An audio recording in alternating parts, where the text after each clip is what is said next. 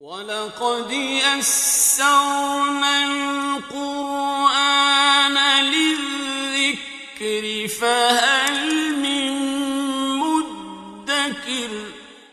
الحمد لله رب العالمين والصلاة والسلام على أشرف الأنبياء والمرسلين، أما بعد فأعوذ بالله من الشيطان الرجيم من همزه ونفخه ونفثه.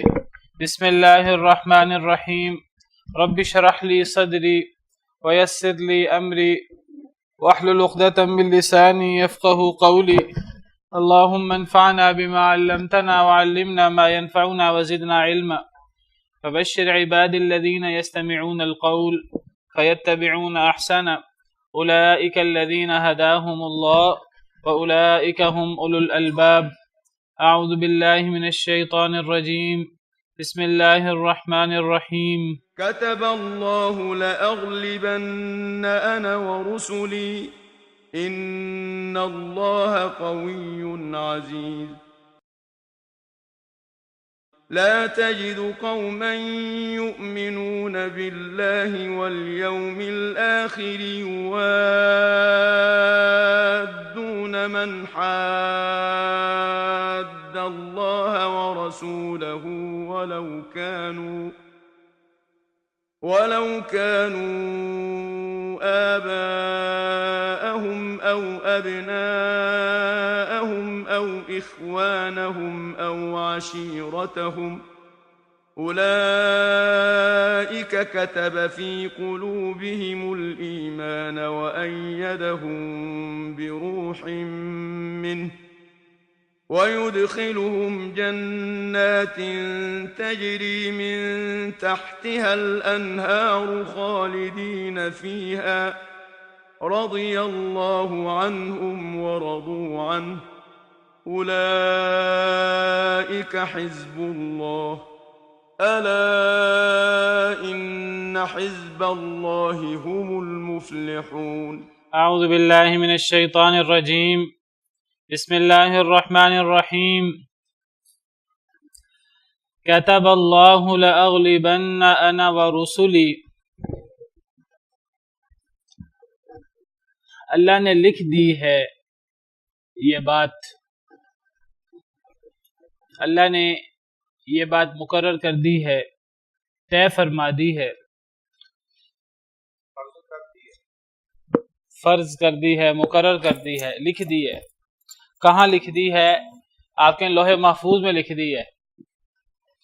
یعنی اب یہ گویا کہ اللہ کا ایک محکم حکم ہے، جس حکم میں کوئی تبدیلی نہیں ہو سکتی۔ کون سی بات؟ لَأَغْلِبَنَّ أَنَا وَرُسُلِي، البتہ ضرور میں غالب آؤں گا اور میرے رسول۔ اللہ نے یہ بات طے فرما دی ہے، یہ اللہ کا محکم فیصلہ ہے کہ اگر دنیا کے اندر غلبہ ہوگا تو وہ اللہ کا ہوگا اور اللہ کے رسولوں کا، اللہ کے رسولوں کا، اللہ کے ماننے والوں کا۔ یہ دنیا اللہ نے بنائی ہے، اس دنیا میں اللہ کا یہاں نہیں ہے۔ قرآن کریم کے دیگر آیات میں ماننے والوں کا بھی ہے نا، یعنی صرف اللہ کا نہیں ہے، اللہ کا اور اللہ کے رسولوں کا غلبہ ہوگا۔ اور قرآن کریم کے دیگر آیات سے پتہ لگتا ہے کہ اللہ کے رسولوں کے علاوہ ایمان والوں کا بھی ہوگا، یعنی صرف اللہ کا نہیں ہے۔ ہم یہ کہیں گے جی چونکہ اللہ جو ہیں وہ خالق ہیں اور اللہ سب کچھ کر سکتے ہیں، لہذا اللہ کا غلبہ ہوگا۔ اللہ نے اپنے ساتھ اپنے رسولوں کا ذکر کیا ہے۔ جب اللہ نے اپنے علاوہ اپنے رسولوں کا ذکر کیا، رسولوں کا ذکر اس لیے کیا کہ وہ ان کے بارے میں کوئی بندہ سوچ بھی نہیں سکتا کہ وہ اللہ کے ولی نہیں ہیں یا وہ اللہ کے دین کے غلبے کے لیے کوشش نہیں کر رہے۔ یعنی گویا کہ اللہ نے بات لکھ دی ہے، طے کر دی ہے کہ اس دنیا میں آخرت میں اللہ کا غلبہ ہوگا اور اللہ کے علاوہ اوروں کا بھی ہوگا۔ وہ اور کون ہوں گے؟ جن کے اوپر اللہ کا ہاتھ ہوگا، جو اللہ کے پیارے ہوں گے، جن میں سب سے پہلے اللہ کے رسول آتے ہیں۔ یہاں تو ذکر نہیں ہے اللہ کے رسولوں کے علاوہ اوروں کا، قرآن کریم کے دیگر آیات میں اوروں کا بھی ذکر ہے، نیک بندوں کا بھی ذکر ہے، ایمان والوں کا بھی ذکر ہے۔ میں نے اس لیے ان کا بھی ساتھ ذکر کر دیا ہے کیونکہ اللہ کے رسولوں کو غلبہ کیوں ملے گا؟ اسی لیے ملے گا کہ ان کے پیچھے اللہ ہے، اس لیے نہیں کہ اللہ کے رسولوں کے پاس کوئی الگ سے کوئی طاقت ہے، ان کے مددگار بھی تو اللہ ہی ہے نا اپنے رسولوں کے۔ اسی طرح جو اللہ کے رسولوں کی مدد کرنے والے ہیں، نیک لوگ، مجاہدین، دیگر ایمان والے لوگ، ان کے پیچھے بھی اللہ کا ہاتھ ہے۔ میں نے اس لیے ان کا بھی ذکر کر دیا کیونکہ اللہ ان کا بھی دوست ہے، صرف اللہ اپنے رسولوں کا دوست نہیں ہے، اللہ ایمان والوں کو بھی دوست ہے، اللہ ایمان والوں کے بھی مددگار ہے، وہ اللہ کی جماعت ہے۔ تو اس دنیا میں اصل میں غلبہ اللہ کا ہے اور اللہ والوں کا، آسان الفاظ میں سب سے پہلے ان میں رسول ہے اور پھر باقی لوگ بھی آتے ہیں۔ تو یہ ایک اصولی بات، ایک اللہ کا محکم فیصلہ ہے جو ہمیں یاد رکھنا چاہیے کہ غلبہ اللہ کا ہے، غلبہ حق کا ہے، حق والوں کا ہے، چاہے وہ تھوڑے ہوں، بشرطے کہ وہ اللہ کے احکامات پر عمل کر رہے ہوں، ان کا اللہ کے ساتھ تعلق مضبوط ہو، اللہ نے ان کی مدد کرنی ہے۔ یہ ضروری نہیں ہے کہ جو اللہ نے مدد کرنی ہے ان کی یہ مدد ہمیں ہر وقت ہر حال میں نظر آ رہی ہو، یہ ضروری نہیں ہے۔ ممکن ہے ہمیں وقتی طور پر نظر آ رہا ہو کہ اللہ والے یا اللہ کے رسول جن کا ذکر ہے کہ اللہ کے رسول وہ بعض حالات میں ہمیں نظر آ رہا ہو کہ وہ نقصان میں ہیں، وہ آزمائش میں ہیں، ان پر آزمائشیں ہیں اللہ کے دشمنوں کی طرف سے۔ کئی رسولوں کو شہید تک کیا گیا، کئی رسولوں کو شہید بھی کیا گیا، نبیوں کو قتل کیا گیا، اور آزمائشیں دی گئیں، اللہ والوں کو آزمائشیں دی گئیں، جنگوں میں نقصان بھی ہوا ان کا۔ جنگ احد میں مسلمانوں کا نقصان ہوا، حضرت زکریا علیہ السلام کو شہید کیا گیا، حضرت عیسیٰ علیہ السلام کے خلاف سازش ہوئی، حضرت یحییٰ علیہ السلام کو شہید کیا گیا، جی حضرت عمار بن یاسر اور ان کا خاندان ہے، ان پہ بڑا ظلم ہوا، حضرت بلال پہ۔ یہ وقتی چیزیں ہیں، لیکن آپ دیکھیے کہ غلبہ آخرکار حق کا ہے، غلبہ اللہ کا ہے اور اللہ والوں کا ہے۔ آخرت کے اندر تو یہ ہر وقت، آخرت تو اصل میں اس میں دودھ کا دودھ پانی کا پانی ہونا ہے، اور وہ اصل میں دار الجزا ہے، وہ دار الامتحان نہیں ہے۔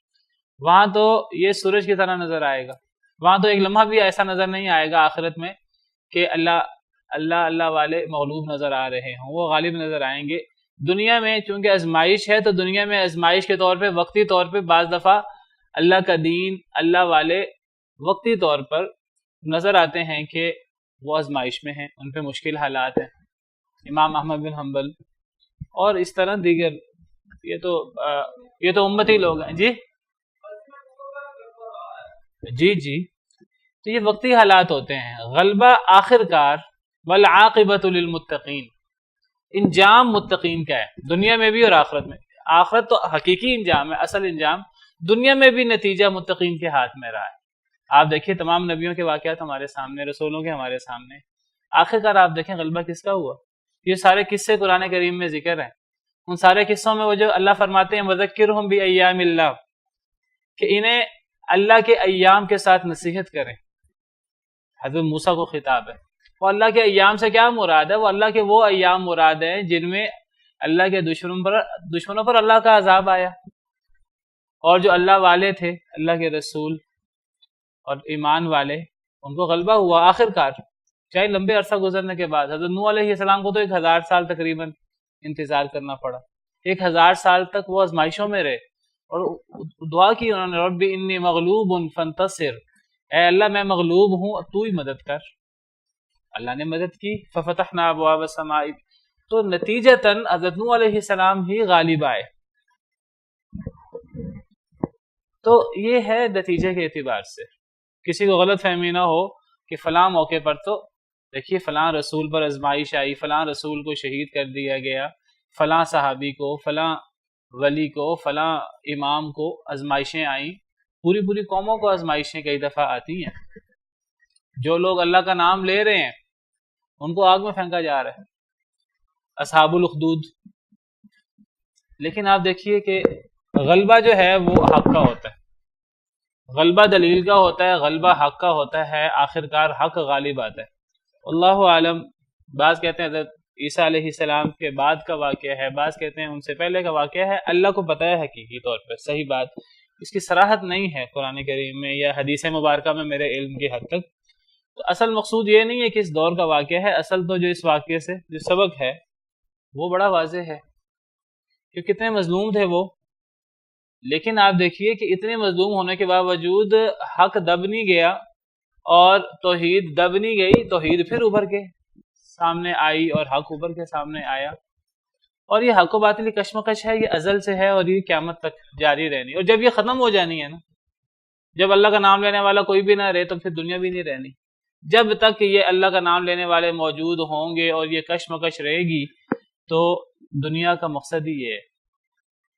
اللہ نے دنیا اس لیے قائم کی ہے کہ اس کے اندر حق اور باطل کی کشمکش ہو اور اس کے اندر اللہ تعالیٰ حق کو غالب کریں. وما خلقنا السماء والارض وما بينهما لاعبين. ہم نے آسمان و زمین کو کھیلتے ہوئے نہیں بنایا. لو اردنا ان نتخذ لهوا لاتخذناه من لدنا ان كنا فاعلين. اگر ہم نے کھیل بنانا ہوتا ہم بنا لیتے. بل نقذف بالحق على الباطل. بلکہ ہم حق کو باطل پر مارتے ہیں. فيدمغه فاذا هو زاهق. حق باطل کا سر توڑ کر اس کے دماغ تک پہنچ جاتا ہے اور پھر باطل چلا جاتا ہے. یہ اللہ تعالیٰ نے دنیا کی حقیقت بیان کر دی ہے کہ آخر کار حق غالب آتا ہے. یہی بات نبی صلی اللہ علیہ وسلم نے فتح مکہ کے موقع پر بتوں کو توڑتے ہوئے فرمائی تھی. جاء الحق وزهق الباطل ان الباطل كان زهوقا. اب حق اور باطل کی بات ہے، حق غالب آتا ہے، چاہے وہ رسول ہوں چاہے وہ رسولوں کے ورثاء ہوں.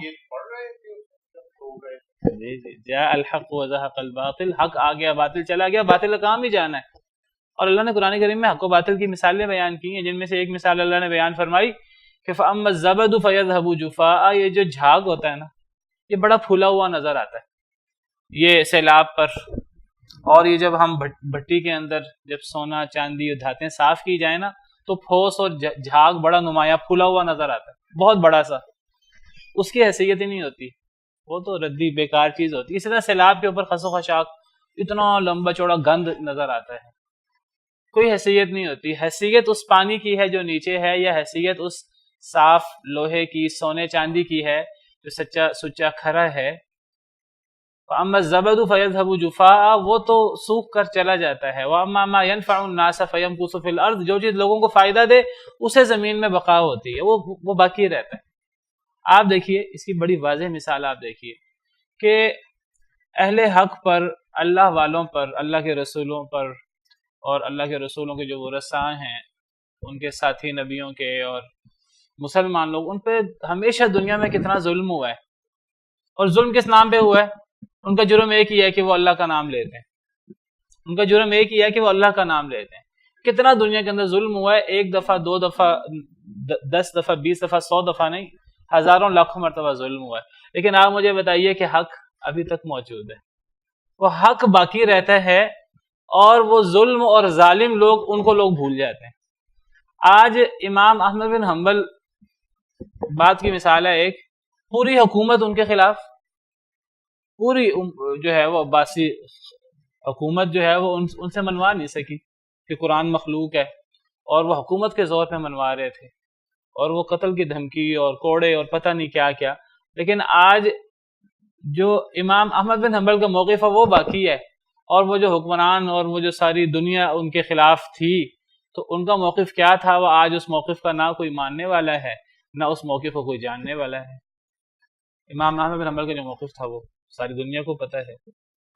تو یہ نہیں ہوتا کہ کس کے پاس زیادہ طاقت ہے، کس کے پاس زیادہ وسائل ہیں، کس کے پاس زیادہ روپیہ پیسہ ہے.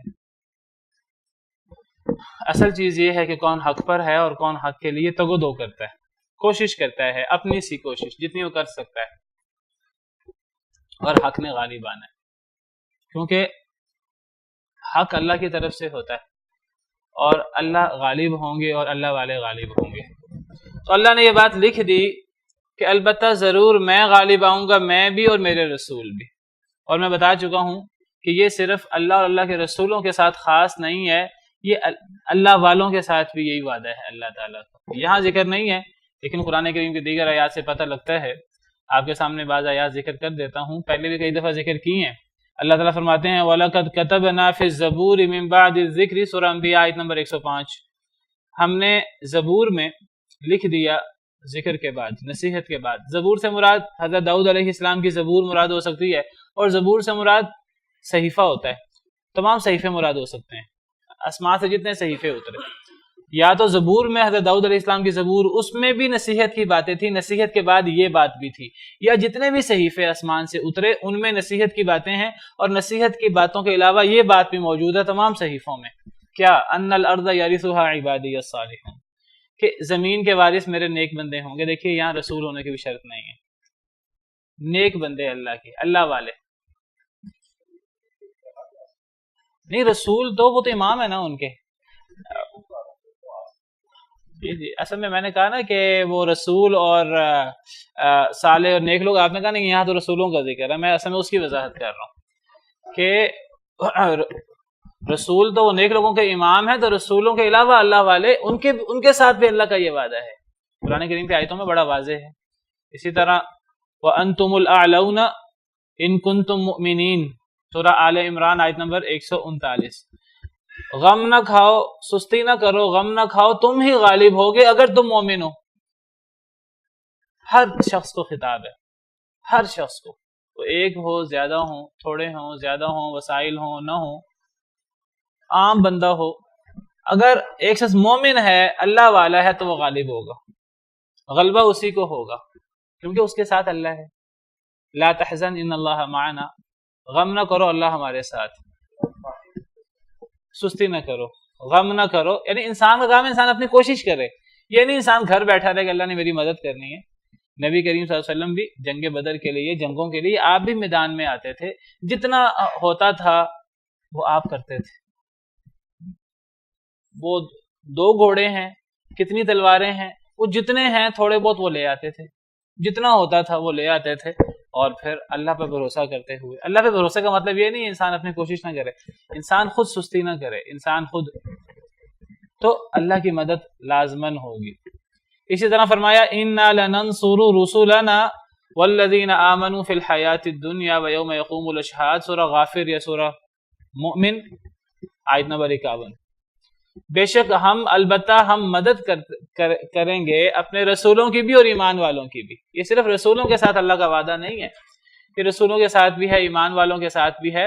اور یہ مدد کہاں ہے؟ فی الحیات الدنیا و یوم یقوم الاشہاد، دنیا کی زندگی میں بھی ہے اور جس دن گواہی قائم ہوگی یعنی قیامت کے دن. یہ قیامت میں تو صرف اللہ کا نام ہی ہوگا، وہاں تو باطل وقتی طور پر بھی نہیں ابھرے گا. لیکن دنیا میں آزمائش کے لیے وقتی طور پہ ہمیں کبھی باطل ابھرتا نظر آتا ہے، وہ جھاگ ہے. اما الزبد فیذهب جفاء، دنیا میں تو وہ جھاگ نظر آتا ہے، آخرت میں تو یہ جھاگ بھی نہیں ہوگا. تو دنیا میں بھی اللہ اپنے رسولوں کی اور ایمان والوں کی مدد کرتے ہیں، اور آخرت میں بھی. اتنی آیتیں ہیں، میں ساری آیتیں پیش نہیں کر سکتا. وعد اللہ الذین آمنوا منکم وعملوا الصالحات لیستخلفنہم فی الارض کما استخلف الذین من قبلہم. اللہ نے ایمان والوں سے، نیک عمل کرنے والوں سے وعدہ کر دیا ہے کہ اللہ انہیں زمین کے اندر خلافت عطا کریں گے جس طرح اللہ نے پہلے نیک لوگوں کو خلافت عطا کی. یہ ہمیشہ سے یہ اللہ کی ایک سنت جاریہ ہے، یہ ایسے سنت ہے جس میں کوئی تبدیلی نہیں ہوتی. وَلَن تَجِدَ لِسُنَّتِ اللَّهِ تَبْدِيلًا. وقتی طور پر اصل میں اللہ کے ہاں زمانہ بڑا لمبا ہے، ہم اصل میں اس کو اپنی چھوٹی نظروں سے دیکھتے ہیں. جی یہودی دیکھو کب سے غالب آئے ہوئے ہیں، یہ ہو رہا ہے، وہ ہو رہا ہے، مسلمانوں کو مار پڑ رہی ہے. وہ مار اس لیے نہیں پڑ رہی کہ ہم مسلمان ہیں، وہ مار اس لیے پڑ رہی ہے ہم دین سے دور ہیں، اور یہ وقتی معاملہ ہے. جیسے ہی ہم دین سے قریب ہوں گے، وَتُوبُوا إِلَى اللَّهِ جَمِيعًا أَيُّهَا الْمُؤْمِنُونَ لَعَلَّكُمْ تُفْلِحُونَ، جیسے ہی ہم توبہ کریں گے اجتماعی، کامیاب ہو جائیں گے. اللہ کی طرف توبہ کرو تاکہ تم کامیاب ہو جاؤ. تو اللہ کا وعدہ برقرار ہے، اور یہ اللہ کا وعدہ قیامت تک ہے. یہ اللہ کا وعدہ رسولوں کے ساتھ خاص نہیں ہے، یہ اللہ کا وعدہ کسی مخصوص دور کے ساتھ نہیں ہے. اور میں نے پہلے بھی وضاحت کی، دوبارہ وضاحت کر دوں، بہت بڑا مغالطہ ہمیں ہوتا ہے کہ آج کل کے جو مسلمانوں کے حالات ہیں، آج یہ وعدہ پورا کیوں نہیں ہو رہا. وعدہ پورا نہ ہونے کی وجہ اللہ کے وعدے سچے ہیں، ہماری کوتاہی ہے. ہم کوتاہی دور کریں، انشاءاللہ اللہ کے وعدے پورے ہوں گے. کوئی بندہ کہہ سکتا ہے کہ جی رسولوں کے دور میں اور صحابہ کے دور میں بھی آزمائشیں ہوئیں، وہ وقتی چیزیں ہیں، وقتی چیز ہو سکتی ہے. نتیجہ ہے ایمان والوں کے ساتھ، نتیجہ ہے حق کا غلبہ ہے. نتیجتاً بات نتیجے کے اعتبار سے، ان اللہ قوی عزیز، بے شک اللہ تعالیٰ بہت طاقتور، بہت غالب ہے. بہت طاقتور، بہت غالب ہے. جب طاقت ساری کی ساری اللہ کے پاس، جب غلبہ سارا کا سارا اللہ کے پاس، تو پھر اگر قوت والے اللہ ہیں، غلبے والے اللہ ہیں، تو پھر اللہ نے غالب نہیں آنا تو کس نے غالب آنا ہے؟ اللہ والوں نے غالب نہیں آنا تو پھر کس نے آنا ہے؟ جب ساری کی ساری قوت اللہ کے پاس ہے. آپ یہ نہ کہیں کہ اللہ بھی قوی ہے، کوئی دوسرے بھی قوی ہیں، دوسرے کے پاس کوئی قوت نہیں ہے. اللہ کے مقابلے میں کوئی قوت نہیں ہے. ان القوت للہ جمیعا، ساری کی ساری قوت جو ہے وہ اللہ کے پاس ہی ہے. باقی اللہ تعالیٰ آزمائش کریں، اور وقتی طور پر جس طرح میں نے بات کی کہ باطل جو ہے وہ ابھرا ہوا نظر آئے، جھاگ کی طرح نظر آئے، تو وہ جھاگ کی طرح ہے. ساری قوت اور سارا کا سارا غلبہ اللہ کے لیے ہے. لا تجد قوما يؤمنون بالله واليوم الآخر يوادون من حاد اللہ ورسولہ. بہت غور طلب آیت ہے، توجہ کرنے والی آیت کریمہ ہے. تقریباً اس پورے صورت میں ہی یہ موضوع چل رہا ہے کہ جو اللہ والے ہیں وہ کامیاب ہیں، ان پر اللہ کی مدد ہوتی ہے، اور جو اللہ کی مخالفت کرنے والے ہیں تو وہ لوگ دنیا میں بھی ذلیل ہیں، آخرت میں بھی ذلیل ہیں. ہم نے پیچھے پڑھا سورہ مجادلہ کے شروع میں، ان الذین یحادون اللہ ورسولہ کبتوا کما کبت الذین من قبلہم وقد انزلنا آیات بینات. جو اللہ کی مخالفت کرنے والے لوگ ہیں وہ دنیا میں بھی ذلیل ہوتے ہیں، آخرت میں بھی ذلیل ہوتے ہیں. چاہے وقتی طور پر آزمائش کے لیے انہیں لگے کہ ہمارے پاس غلبہ ہے، ہمارے پاس مال ہے، ہمارے پاس اقتدار ہے، وہ وقتی طور پر ہوتا ہے، آزمائش کے لیے ہوتا ہے. ورنہ جو اللہ کے رسول کی مخالفت کرنے والے ہیں وہ نقصان میں ہیں، خسارے میں ہیں، اور وہ ذلیل ہیں. پھر ہم نے پچھلی آیت میں پڑھا ان الذین یحادون اللہ ورسولہ اولئک فی الاذلین، کہ جو لوگ اللہ اور اللہ کے رسول کے ساتھ مخالفت کا رویہ رکھتے ہیں، ان کے ساتھ جو ہیں وہ ان کی ہر حال میں مخالفت کرتے ہیں، یہ لوگ ذلیل ترین لوگوں میں شامل ہیں، دنیا میں بھی رسوا ہیں، آخرت میں بھی رسوا ہیں. تو پچھلی آیت میں ہم نے پڑھا، ابھی ہم نے آیت پڑھی ہے کہ غلبہ ہے تو وہ حق کا ہے، اور جو باطل ہے اس کا کام ہی جانا ہے. جاء الحق وزهق الباطل ان الباطل كان زهوقا. تو اس سے ہمیں پتہ لگتا ہے کہ جب غلبہ حق کا ہے، اللہ کا ہے، اللہ والوں کا ہے، اور جو اللہ کے مخالف ہیں اور اللہ والوں کے مخالف ہیں، اللہ اور اللہ کے رسول کے، وہ نقصان میں ہیں، خسارے میں ہیں، وہ ذلیل لوگ ہیں، تو پھر اس سے پتہ لگتا ہے کہ ہماری دوستی، ہمارا تعلق وہ اللہ سے اور اللہ والوں سے ہونا چاہیے. ہماری دوستی، ہمارا تعلق وہ اللہ کے دشمنوں سے نہیں ہونا چاہیے. چاہے وقتی طور پر، آزمائش کے طور پر دنیا والوں کے پاس ہمیں دنیا کا مال و دولت، دنیا کی عیش و عشرت نظر آ رہی ہو، ہم اللہ کے دشمنوں کو راضی کرنے کی کوشش نہ کریں، اللہ کے دشمنوں کا ساتھ دینے کی کوشش نہ کریں. ہمارا سارا کا سارا تعلق، ساری دلی ہمدردیاں، ساری دوستیاں وہ اللہ والوں کے ساتھ ہونی چاہیے. ہاں، جو اللہ کے دشمن ہیں ان کے ساتھ ہم ان کے اس معنی میں دشمن نہیں ہیں کہ بس ہمارا ایک ہی کام ہے کہ ہم کسی طرح دنیا کو ان سے خالی کر دیں. نہیں، ہمارا یہ کام ہے کہ ہم ان کو اللہ کے دین کی طرف دعوت دیں، حکمت کے ساتھ، ہمدردی کے ساتھ. ہمیں ان سے ہمدردی ہو، ہمارے دل میں ان کے بارے میں یہ ہمدردی ہو کہ کاش کے جس طرح اللہ تعالیٰ نے ہمیں ہدایت دی ہے، جس طرح اللہ تعالیٰ نے ہمیں حق دکھایا ہے، کاش کہ اللہ تعالیٰ ان کو بھی حق دکھا دے، کاش کہ اللہ تعالیٰ ان کو بھی جو ہے وہ دنیا اور آخرت میں کامیاب کر دے. نبی کریم صلی اللہ علیہ وسلم نے فرمایا قریش مکہ سے، کفار سے، آپ نے فرمایا میری اور تمہاری مثال ایسے ہے کہ جیسے میں ایک گڑھے کے کنارے پر ہوں، گڑھے کے اندر لوگ گرتے جا رہے ہیں، گڑھے کے اندر آگ ہے، لوگ گرتے جا رہے ہیں، میں تمہیں کمر سے پکڑ پکڑ کر بچانے کی کوشش کر رہا ہوں، میں تمہیں تمہاری کمر سے پکڑ پکڑ کر تمہیں اس آگ کے گڑھے میں گرنے سے بچانے کی کوشش کر رہا ہوں۔ یہ ایک مسلمان کا رویہ ہونا چاہیے غیر مسلم کے بارے میں۔ وہ غیر مسلم جب غیر مسلم ہے، اللہ کا دشمن ہے اور اللہ کے دین سے دشمنی کرتا ہے، مسلمانوں سے دشمنی کرتا ہے، تو ایک مسلمان اس غیر مسلم سے دوستی نہیں رکھ سکتا، دلی دوستی، اگرچہ وہ اس سے یہ ہمدردی ضرور کرے گا کہ کاش کہ وہ بھی حق کو سمجھ لے، کاش کہ وہ بھی حق کو قبول کر لے، اس کو وہ اللہ کے عذاب سے بچانے کی اپنی کوشش ضرور کرے گا۔ باقی اگر وہ کوشش کے باوجود بھی نہ سمجھ پائے تو اس سے دلی دوستی اور اس سے وہ پیار و محبت جس طرح مسلمانوں کا آپس میں ہوتا ہے، اس طرح کی دوستی غیر مسلموں کے ساتھ نہیں ہو سکتی۔ تو اس آیت کریمہ میں اللہ تعالیٰ نے یہی حقیقت بیان فرمائی ہے، لا تجد قوما يؤمنون بالله واليوم الآخر يوادون من حاد اللہ ورسولہ۔ اے اللہ کے نبی صلی اللہ علیہ وسلم، آپ نہیں پائیں گے اس قوم کو یؤمنون باللہ والیوم الآخر جو اللہ پر ایمان لاتی ہو اور آخرت کے دن پر ایمان لاتی ہو، یوادون من حاد اللہ ورسولہ، کہ پھر وہ محبت کریں ان لوگوں سے جو اللہ اور اللہ کے رسول کی مخالفت کرتے ہیں۔ اے نبی صلی اللہ علیہ وسلم، آپ اس قوم کو جو قوم اللہ پر ایمان لاتی ہو، آخرت پر ایمان لاتی ہو، وہ اپنے آپ کو مسلمان کہتی ہو، وہ کہتی ہو کہ ہمارا اللہ پر ایمان ہے، آخرت پر ایمان ہے، ایسے لوگ کبھی بھی اللہ اور اللہ کے رسول کے دشمنوں سے محبت نہیں کر سکتے۔ یوادون من حاد اللہ ورسولہ، ایک ایسی قوم اللہ پر ایمان لانے والی، آخرت پر ایمان لانے والی، یہ ایسے لوگ نہیں ہوں گے کہ جو محبت کریں ان لوگوں سے جو اللہ اور اللہ کے رسول کے ساتھ مخالفت کرتے ہیں۔ وَلَوْ كَانُوا آبَاءَهُمْ أَوْ أَبْنَاءَهُمْ أَوْ إِخْوَانَهُمْ أَوْ عَشِيرَتَهُمْ، اگرچہ وہ ان کے باپ کیوں نہ ہوں، اگرچہ وہ ان کے بیٹے کیوں نہ ہوں، اگرچہ وہ ان کے بھائی کیوں نہ ہوں، اگرچہ وہ ان کے کنبے قبیلے والے کیوں نہ ہوں، میرے خاندان میں کوئی شخص ہے وہ اللہ اور اللہ کے رسول کا دشمن ہے، میں اس سے دلی دوستی نہیں رکھ سکتا، میں اس سے محبت نہیں کر سکتا جو محبت ایک مسلمان کی مسلمان سے ہوتی ہے۔ اخوت ایمانی جو ہوتی ہے، المؤمن اخو المؤمن انما المؤمنون اخوہ، اور مسلمان آپس میں ایک جسم کی طرح ہیں، جب مسلمانوں کو تکلیف پہنچے تو دوسرے مسلمان بھائی کو تکلیف پہنچتی ہے، جیسے جسم میں کسی حصے کو تکلیف پہنچے پورا جسم جو ہے وہ سو نہیں سکتا۔ مسلمانوں کو یہ تعلق مسلمانوں میں ہوتا ہے، یہ تعلق مسلمان کا ایک کافر کے ساتھ نہیں ہوتا۔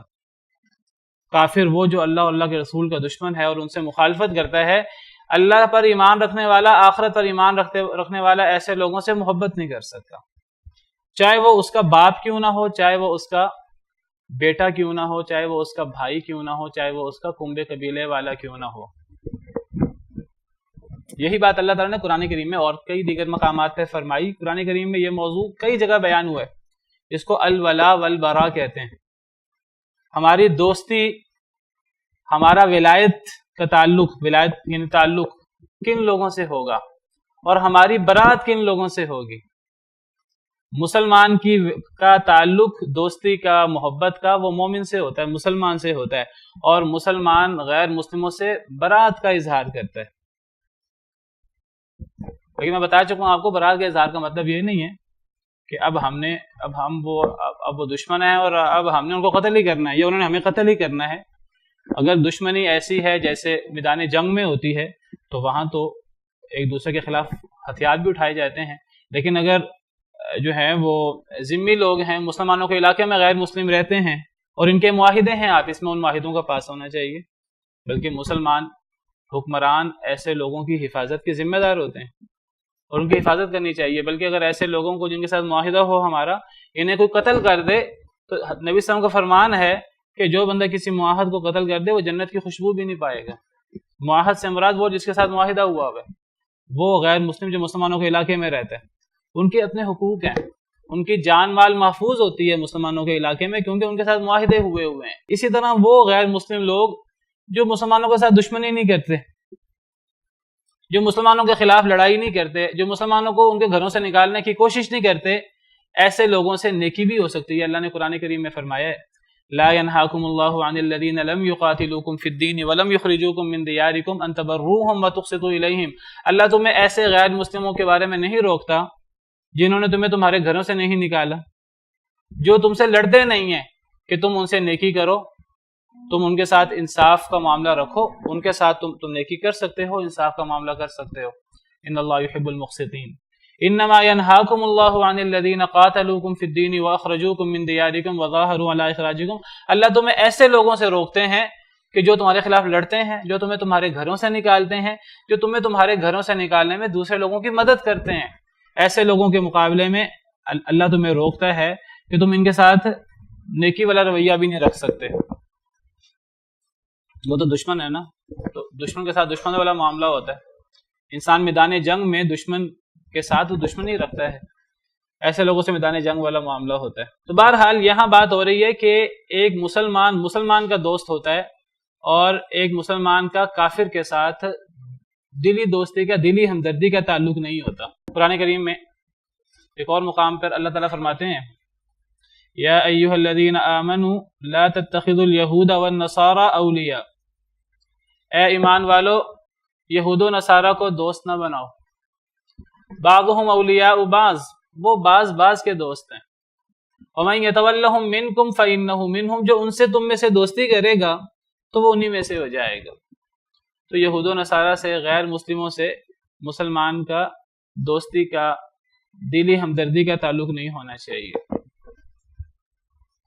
باقی یہ ہے کہ ان سے کاروباری معاملات ہو سکتے ہیں کہ نہیں ہو سکتے، لین دین کے معاملات ہو سکتے ہیں اگر مسلمان اور کافر اکٹھے رہتے ہیں کسی جگہ پر، کافر مسلمانوں کے ساتھ رہتے ہیں، مسلمان کافروں کے ساتھ رہتے ہیں، لین دین کے معاملات ہو سکتے ہیں۔ نبی کریم صلی اللہ علیہ وسلم کے یہودیوں کے ساتھ لین دین کے معاملات تھے، بلکہ جب آپ فوت ہوئے تو اس وقت آپ کے پاس یہودیوں کی طرف سے قرض لیا ہوا تھا، اور آپ کی کچھ چیزیں بھی ان کے پاس رہن میں تھیں، اور یہودیوں سے، غیر مسلموں سے سودا وغیرہ اور یہ چیزیں جو ہیں وہ لیتے تھے مسلمان۔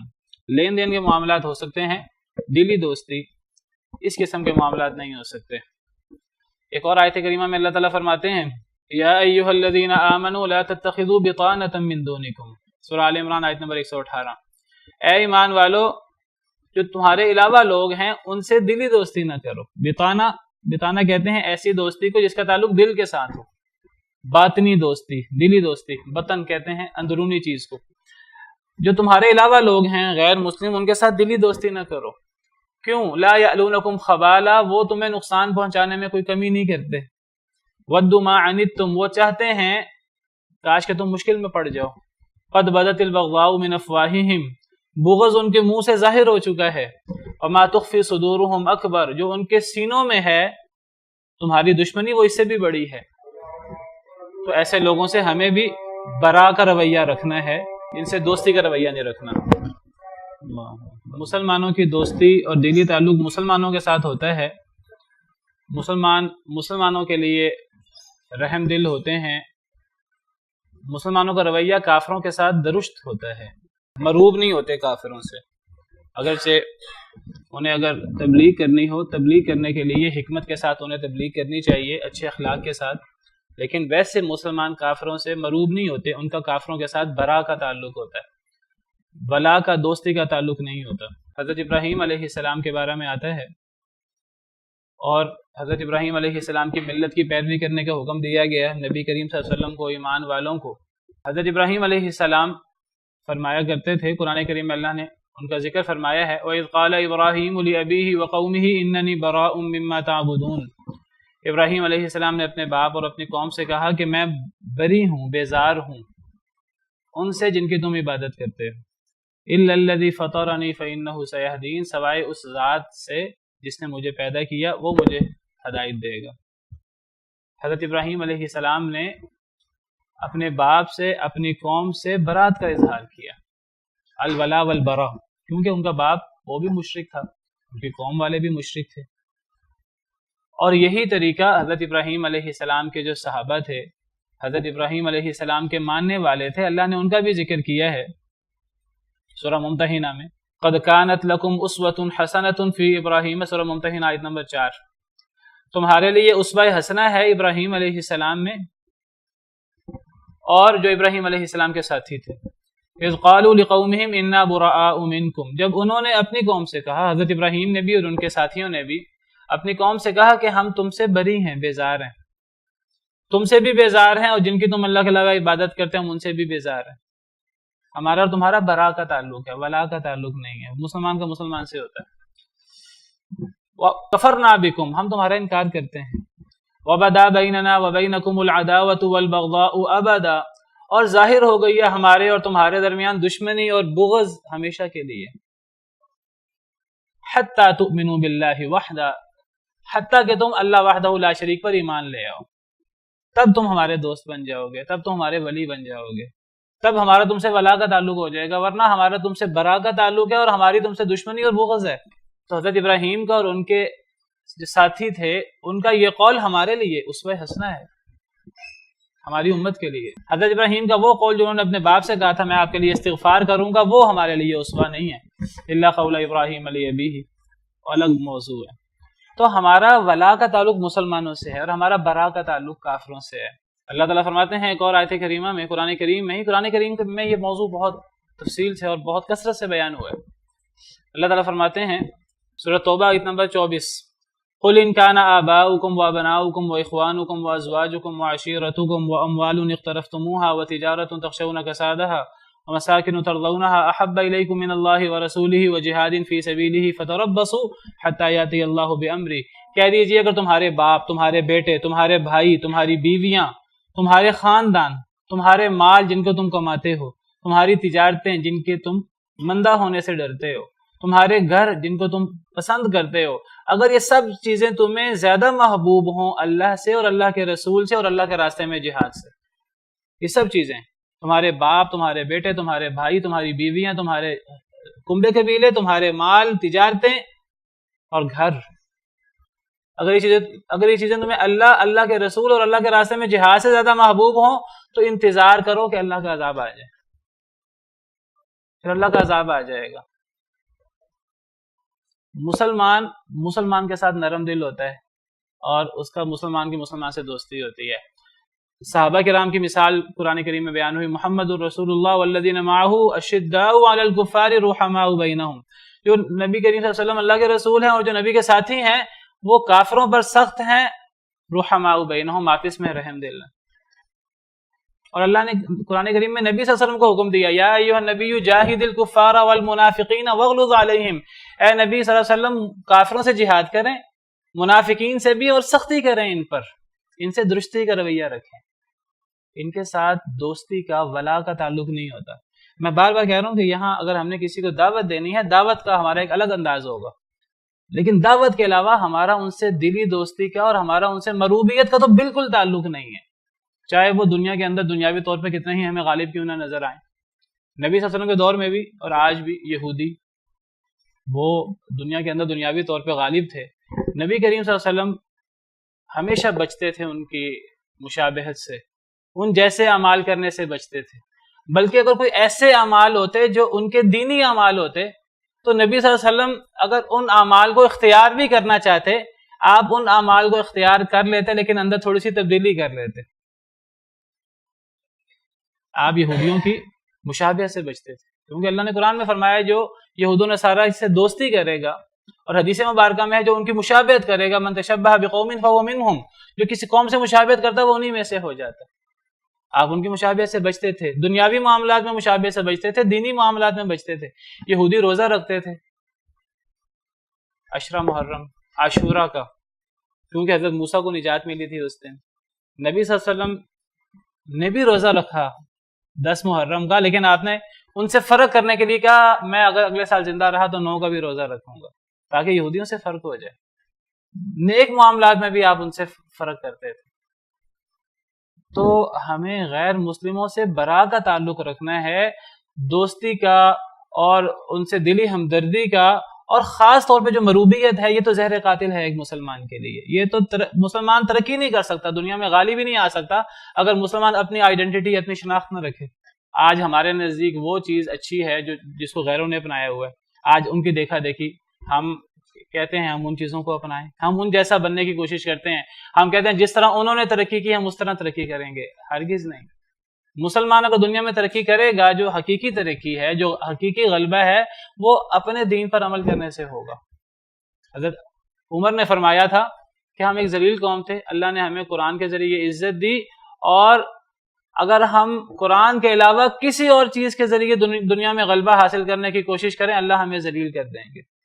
ہمیں اگر دنیا میں غلبہ مل سکتا ہے تو صرف اور صرف اپنے دین پر عمل کر کے مل سکتا ہے۔ یہودیوں کی، عیسائیوں کی، ہندوؤں کی مروبیت اور ان کی لائی لگ ہو کر، ان کے پیچھے لگ کر ہمیں غلبہ نہیں مل سکتا، ان کے طور طریقے اپنا کر ہمیں غلبہ نہیں مل سکتا۔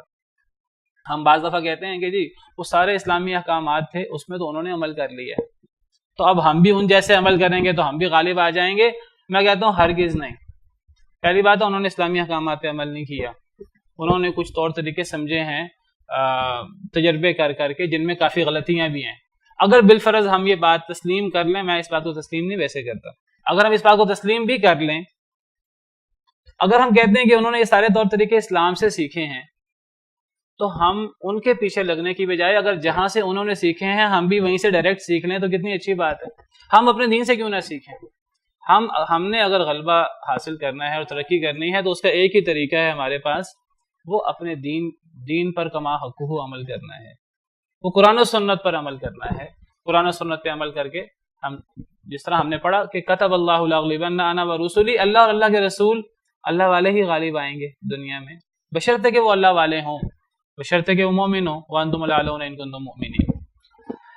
تو فرمایا کہ اے نبی صلی اللہ علیہ وسلم، جو لوگ اللہ پر ایمان رکھتے ہیں، آخرت پر ایمان رکھتے ہیں، آپ ہرگز نہیں پائیں گے ایسے لوگوں کو، اللہ اور آخرت پر ایمان رکھنے والے جن کا اللہ پر آخرت پر حقیقی ایمان ہے، کہ وہ اللہ اور اللہ کے رسول کی مخالفت کرنے والوں سے محبت کریں، چاہے وہ ان کے باپ، ان کے بیٹے، ان کے بھائی، ان کے کنبے قبیلے کیوں نہ ہوں۔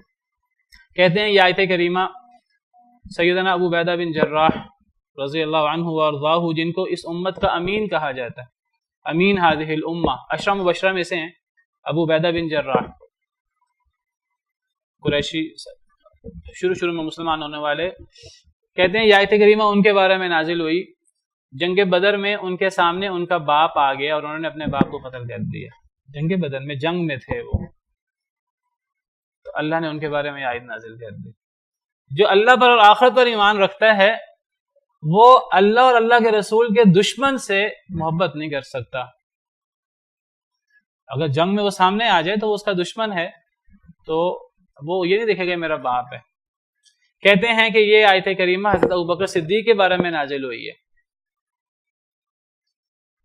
بعض مفسرین کہتے ہیں کہ یہ جو وَلَوْ كَانُوا آبَاءَهُمْ، یہ حضرت ابو عبیدہ بن جراح کے بارے میں، انہوں نے اپنے باپ کو قتل کر دیا جنگ بدر میں۔ او ابناءہم، یہ لفظ، یہ آیت کریمہ اس حوالے سے حضرت ابوبکر صدیق کے بارے میں اتری ہے۔ حضرت ابوبکر صدیق کا بیٹا بعد میں مسلمان ہو گئے، جنگ بدر میں وہ کافر تھے، وہ کافروں کی طرف سے شریک تھے۔ ایک دفعہ کہنے لگے حضرت ابوبکر صدیق سے، بعد میں مسلمان ہو کر، ابا جان آپ ایک دفعہ جنگ بدر میں میری تلوار کے نیچے آ گئے تھے، بس میں نے چھوڑ دیا کہ آپ میرے والد ہیں، تو میں نے چھوڑ دیا۔ تو حضرت ابوبکر صدیق نے فرمایا کہ اے میرے بیٹے، اگر تم میری تلوار کے نیچے آ جاتے میں نہ چھوڑتا، کیونکہ اسلام یہ نہیں دیکھتا کہ فلاں میرا باپ ہے، فلاں میرا بیٹا ہے۔ اگر یہ اس طرح کر کے جو ہمارے باپ، ہمارے بیٹے اسلام کے بالمقابل آ جائیں، اللہ اور اللہ کے رسول سے دشمنی شروع کر دیں، مقابلہ شروع کر دیں، پھر اسلام یہ نہیں دیکھتا کہ وہ آپ کا باپ ہے کہ آپ کا بیٹا ہے، پھر اس سے برا کا تعلق ہے۔ او اخوانہم، چاہے اپنے بھائی کیوں نہ ہوں۔ کہتے ہیں کہ یہ حضرت مصعب بن عمیر کے بارے میں ہے، انہوں نے جنگ بدر میں اپنے بھائی کو قتل کر دیا تھا، مصعب بن عمیر، جن کو نبی صلی اللہ علیہ وسلم نے مدینہ منورہ میں بھیجا تھا۔ او عشیرتہم، یا اپنے کنبے قبیلے کو، چاہے وہ کنبے قبیلے والے ہی کیوں نہ ہوں۔ حضرت عمر رضی اللہ عنہ، جنگ بدر کے موقع پر مشورہ ہوا کہ کیا کرنا چاہیے قیدیوں کے ساتھ۔ حضرت ابوبکر صدیق نے مشورہ دیا کہ فدیہ لے کے چھوڑ دیا جائے، ہمارے رشتہ دار ہیں، ممکن ہے بعد میں مسلمان ہو جائیں، ہمیں فدیہ بھی مل جائے گا۔ نبی صلی اللہ علیہ وسلم نے بھی ان کی رائے کی طرف رجحان ظاہر کیا۔ حضرت عمر کی رائے یہ تھی کہ قتل کیا جائے، اور صرف ان کی یہ رائے نہیں تھی، وہ کہتے تھے کہ ہر شخص کو اس کا رشتہ دار اس کے حوالے کیا جائے، وہ اپنے رشتہ دار کو اپنے ہاتھ سے قتل کرے، تاکہ واضح ہو کہ حق کیا ہے، باطل کیا ہے۔ اور یہاں ہم نے دنیاوی رشتہ داریاں نہیں دیکھنی، یہاں ہم نے کون اللہ والے ہیں اور کون شیطان والے ہیں، کون حزب اللہ ہے، کون حزب الشیطان ہے۔ آج تو دو گروہ ہیں۔ انہوں نے کہا کہ مجھے میرے رشتہ دار حوالے کیے جائیں، میں اپنے رشتہ دار کو اپنے ہاتھ سے قتل کروں۔ اور بعض علماء کہتے ہیں یہ آیت کریمہ حضرت حمزہ، حضرت علی کے بارے میں نازل ہوئی، جنگ بدر کے شروع میں 3 دو بدو آپس میں لڑائیاں ہوئی تھیں، ان میں حضرت علی، حضرت حمزہ اور تیسرے ایک صحابی تھے. تو حضرت علی، حضرت حمزہ نے اپنے ہی قریبی رشتہ داروں کو، عتبہ، شیبہ جو قریشی تھے اور وہ قریب کے رشتہ دار بنتے تھے، ان کو قتل کر دیا تھا. جنگ بدر میں شروع میں وہ جو مبارزت ہوتی تھی تو اس میں حضرت علی نے شہید قتل کر دیا، اپنے بالمقابل کو حضرت حمزہ نے قتل کر دیا. اپنے بالمقابل کو وہ رشتہ دار تھے، تھوڑی دور سے رشتہ داری تھی. تو بہرحال اللہ پر ایمان رکھنے والا، آخرت پر ایمان رکھنے والا، وہ اللہ اور اللہ کے رسول کے دشمن سے دوستی نہیں کر سکتا، چاہے وہ باپ کیوں نہ ہو، بیٹا کیوں نہ ہو، بھائی کیوں نہ ہو، خاندان والا کیوں نہ ہو. اولئک کتب فی قلوبہم الایمان، یہی وہ لوگ ہیں کہ اللہ نے لکھ دیا ہے ان کے دلوں میں ایمان. ایسے لوگوں کے دلوں میں اللہ نے ایمان راسخ کر دیا ہے، پتھر پہ لکیر کی طرح آپ سمجھیے، جو یہ رویہ رکھتے ہیں. وَأَيَّدَهُمْ بِرُوحٍ مِّنْ، اور اللہ نے مدد کی ہے ان کی اپنی طرف سے روح کے ساتھ. یعنی اپنی طرف سے روح کے ساتھ سے مراد ہے کہ اپنی طرف سے خاص مدد کی ہے اللہ نے ایسے لوگوں کی، اور ایسے لوگوں کے دلوں میں اللہ نے ایمان لکھ دیا ہے. کہتے ہیں کہ ایک شخص کے دل میں ایمان اور کافر کے ساتھ دوستی، یہ ایک مسلمان کے دل میں اکٹھی نہیں ہو سکتی. اور اگر ایک مسلمان اللہ کے لیے سب کو چھوڑ دے، جس حضرت ابراہیم نے چھوڑ دیا، ہمارے لیے اسوہ ہیں، تو ایسے لوگوں کے دلوں میں اللہ تعالیٰ ایمان راسخ کر دیتا ہے. اور یہ گویا کہ اللہ کی طرف سے گارنٹی ہے ان صحابہ کرام کے بارے میں، جس طرح میں نے آپ کے سامنے مثال پیش کی، جن صحابہ کرام نے یہ رویہ پیش کیا عملاً. اللہ فرماتے ہیں اللہ نے ان کے دلوں میں ایمان راسخ کر دیا تھا، لکھ دیا تھا. اور کچھ بدبخت ہیں وہ ان صحابہ کرام کے بارے میں الزام لگاتے ہیں کہ یہ منافق ہو گئے تھے بعد میں. جن لوگوں کے بارے میں یہ آیت نازل ہوئی اور اللہ فرماتے ہیں اللہ نے ان لوگوں کے دلوں پر ایمان لکھ دیا، ان لوگوں کے بارے میں بعض بدبخت کہتے ہیں کہ وہ منافق ہو گئے تھے بعد میں. اللہ نے تو ایمان لکھ دیا، وہ بعد میں کس نے کھرچ دیا پھر اس ایمان کو جو اللہ نے لکھا تھا. اولئک کتب فی قلوبہم الایمان، یہی وہ لوگ ہیں اللہ نے ان کے دلوں میں ایمان لکھ دیا تھا، جنہوں نے یہ جنگ بدر میں مظاہرہ پیش کیا. وَيُدْخِلُهُمْ جَنَّاتٍ تَجْرِي مِن تَحْتِهَا الْأَنْهَارُ، اور داخل کریں گے اللہ ان کو باغات میں جن کے نیچے سے نہریں بہتی ہیں. خالدین فیہا، وہ اس میں ہمیشہ ہمیشہ رہیں گے. رضی اللہ عنہم ورضوا عنہ، اللہ ان سے راضی، وہ اللہ سے راضی.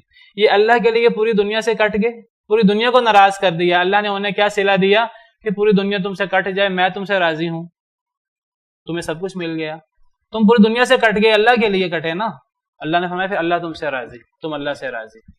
اولئک حزب اللہ، یہ اللہ والے ہیں، اللہ کی جماعت ہے. الا ان حزب اللہ هم المفلحون، خبردار بے شک اللہ کی جماعت وہی کامیاب ہے. سبحان ربک رب العزت عما یصفون وسلام علی المرسلین والحمد للہ رب العالمین. في رحمه تحلو الحياة شوقا إلى